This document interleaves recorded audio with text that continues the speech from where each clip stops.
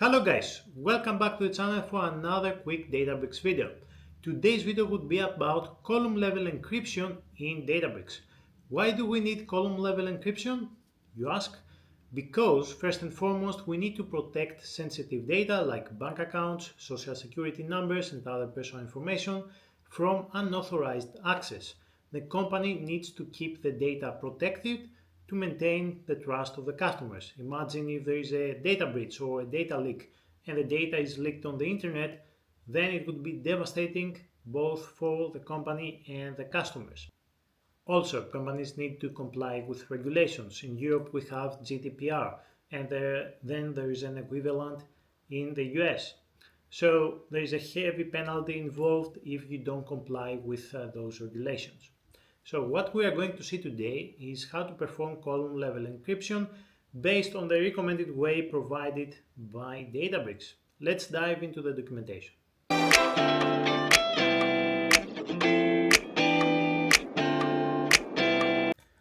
Okay guys, so here is a Databricks provided by the Databricks documentation.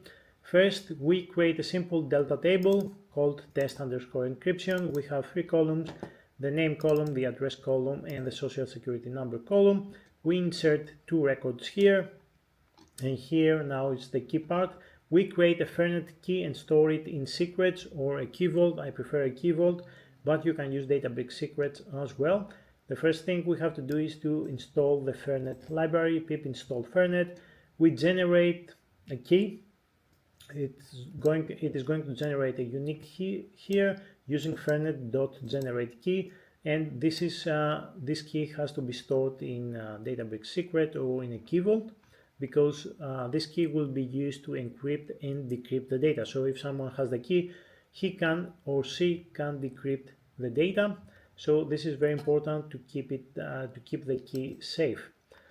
Okay, so example to show how Fernet works. We import from cryptography.fernet. We import Fernet. We generate a key. We provide the key into the Fernet class, and here we can use the encrypt function and the decrypt function. So if we encrypt this text here, it's going to generate this one, and if we decrypt, it's going to revert back to the original value. Now in our notebook we can create user-defined functions, custom user-defined functions to actually do that, to encrypt and decrypt the column. And again, we're doing the same thing here. We convert the txt into bytes, then we encrypt this text, this txt, which is converted to byte, and then we decode it to ASCII and convert it into a string, and we return the encrypted value. The same for the decrypted value. We use decrypt. We have first we have to pass the master key, and then we use decrypt to decrypt the value of the text. And here in our notebook we can register user-defined functions, UDF, and then pass the function name. So one is the encrypt val, which returns a string type, and this one that returns also a string type, and it's going to decrypt the data. And the encryption key here is the key that we generated up here, this key, which is being generated using fernet.generate key, right? And then we can encrypt the data. So we read the table with the normal data, and then we using tf.withColumn, and then we encrypt. We use the encrypt user-defined function that we created up here, and we provide the encryption key as a lead. And then we create another table with the encrypted column. As you can see here, social security number is encrypted. And then we use decrypt, the decrypt user-defined function that we registered up here, to decrypt the data and bring back the data into the original form. Let's take a quick look on the Fernet library. Here in the documentation it says Fernet guarantees that a message encrypted using it cannot be manipulated or read without the key. Fernet is an implementation of symmetric, also known as secret key, authenticated cryptography. So this class provides both encryption and decryption facilities. This is the one that we just witnessed how to do. Then we have the parameters, the key, bytes or a string, a URL safe base 64 encoded 32-byte key. This must be kept secret. Anyone with this key is able to create and read messages.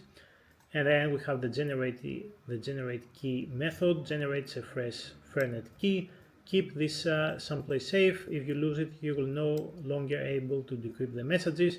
If anyone else gains access to it, they will be able to decrypt all of your messages.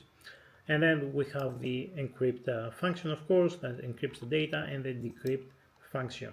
So let's move to our Databricks environment.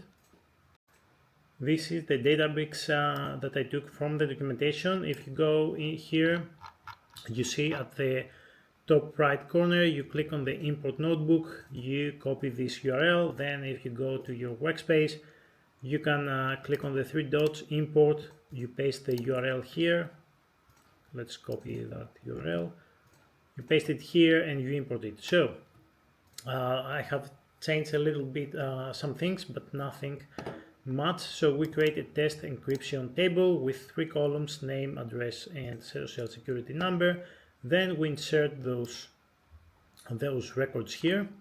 Pretty simple. Let's wait for the cluster to spin up. Okay, so we created the table. The records are being inserted right now as we speak. And then we have to install Fernet, right, the library. And then we can generate the key. So let's run this code here. It will be the same exactly as in the documentation. Let's generate the key. As you can see here, I wanted to print the key, and the key here is this one, right? The original value of the key. The key type is bytes, and here F is the Fernet object, right? Okay, so I think it's pretty clear. The same functions that we are using as user-defined functions. Define and encrypt user-defined function here, and decrypt user-defined function, exactly as in the documentation. And here is the code. So we have to create a user-defined function. We pass the function name that we have here. The same for the decrypt function that we have here. Right, and now we are ready. The encryption key is the key that we generated up here.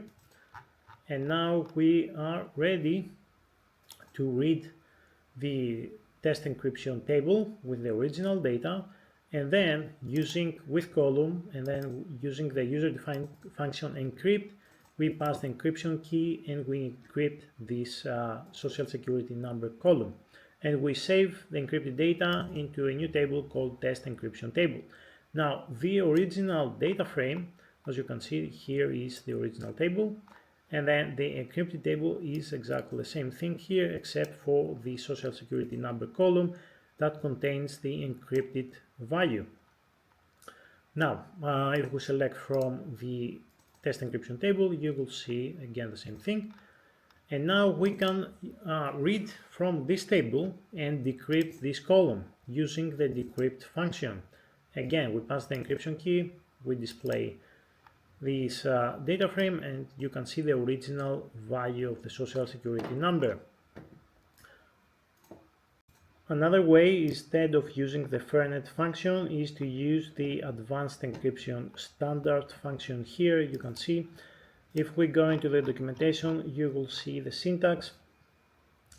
Encrypts a binary using advanced encryption standard encryption. Here we pass the expression, the key, and the mode. We are using this electronic codebook mode. And then there are some examples here. You see base 64, advanced encryption standard underscore encrypt. And then we provide the text we want to cipher, and also the key. And we can use the decrypt function as well and cast it as string. So it's the same thing.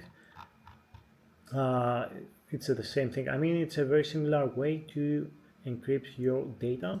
So let's go back here. As you can see, we have some sample data, first name, social security number. We create a data frame. We have a secret key. You have to generate a key here with a random value, I assume. And then using with column, then we use expression and we encrypt the SSN column using this secret key, and we use base64 to convert it to string. And then here you can display the encrypted value. As you can see, both first name and SSN is a string. Now, how can you can use again _decrypt and base64 to decrypt the column as well. So let's run this code and see here. Now we have also the decrypted column with the original values, and then we can save it as table. And here, if we select from this encrypted table here, usually let's say you have encrypted your data in the table. Okay, so we have the encrypted table here with the encrypted column. Now we can create a view if we want to let some people see those actual values, the original values of the social security number, because some users have to see the actual values. Then we can create a view, and then we cast it again as a string. We use the _decrypt function and base64, and we pass the secret key and the ECB mode, and then we decrypt the data. So we create a view like that, and then we grant access to specific users. So that's the view, and then you grant access to specific users that they need to see the original data. So guys, this is it for today. I hope you enjoyed the video and you learned something new. I'm going to provide the links to the Databricks code here, because this is taken from the documentation. It's not my code, and you can take a look and see what this is about. Thank you for watching. Please click the like button, subscribe to the channel, and I will see you in the next one. Thank you.